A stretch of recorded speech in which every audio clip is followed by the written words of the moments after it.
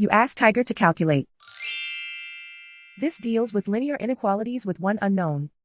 The final result is x greater than -1. Let's solve it step by step. Group all constants on the right side of the inequality. Subtract 5 from both sides.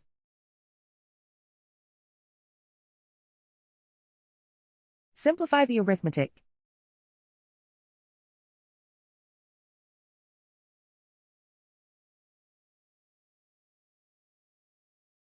Isolate the x. Divide both sides by 5.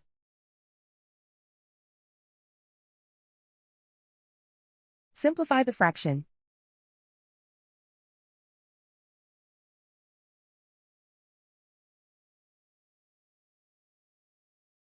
Plot the solution on a coordinate grid.